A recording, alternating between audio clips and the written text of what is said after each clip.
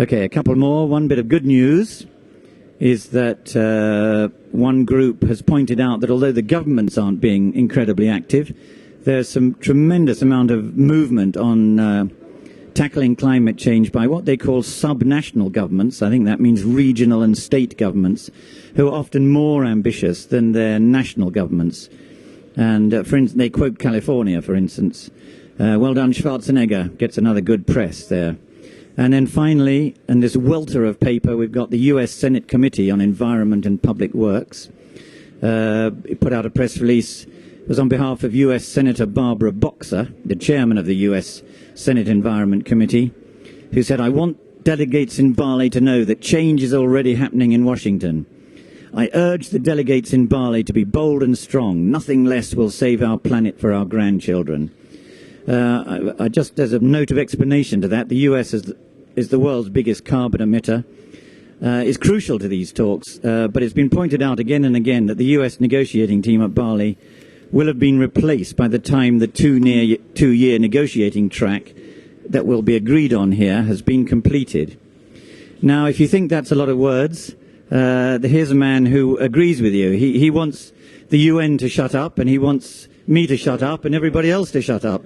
So I'm hoping he'll tell us why. We ran into him outside the conference. It is everywhere in the conference hall. So just tell us who you are, and first of all.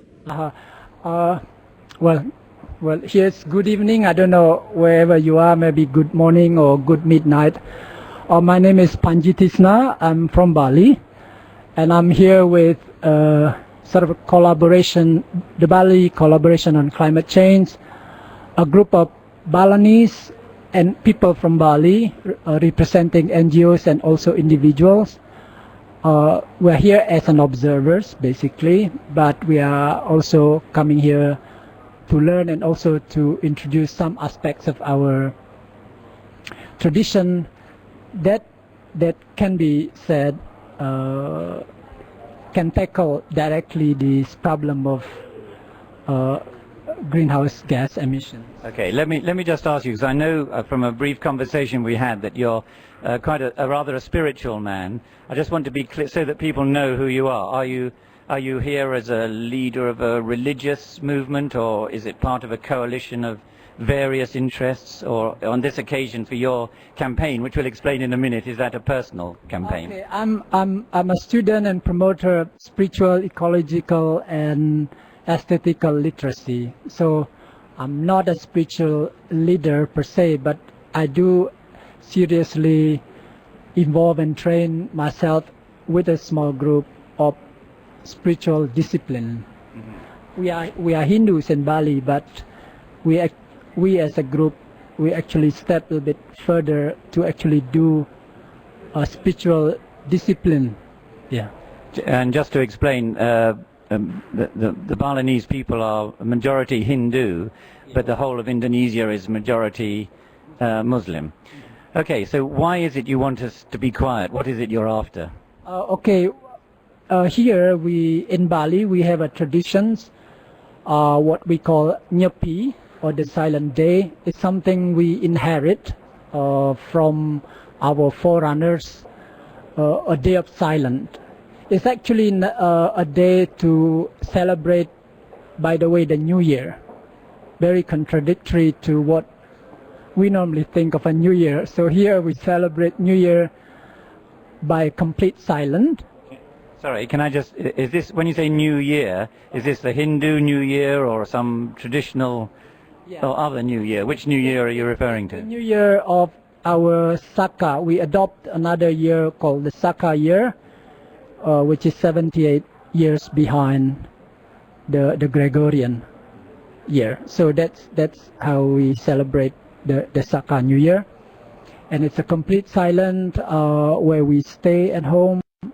So not lighting any fire. That means also not to eat generally, to fast, and not going anywhere, and also not doing pleasurable activities, whatever that means. In other words, it's a time for reflections and a time for rest for the body, and also rest for nature. So it's a kind of balancing and going back to zero kind of activity. Okay, so most religions have something like this. Well, often they have a day of rest in the week, or an annual festival such as Eid, for instance, when people are giving up things. So there's something to build on. It's not a totally strange phenomenon. But does it... We'll come on to what you're actually suggesting in a moment, but does this exist at the moment? So if I come to Bali in New Year, it will be very quiet. There won't be fireworks. So if you arrive on the Saka year, let's see, on 2008 will be March 7th. First you will be stuck in the airport. At first, I don't know you can land because I think airports are shut. So there will be no arrival and departure. You can transit and go on, but I don't think you can arrive on Bali on that day, so the airport will be closed. So yeah, you will not arrive on Bali first of all, but the street will be barren, except for few if there is emergency. Yeah, so there is some in line with the modern world. There are some few exceptions. If somebody is sick. So there will be exceptions where you can travel using motor or vehicles, but still with permits. Okay, and it's a Balinese phenomenon. It's not just for a religious group. If I come, everyone is observing it for whatever reason. Well, it is part of the. Now it's part of the Hindu in Bali, but it really is.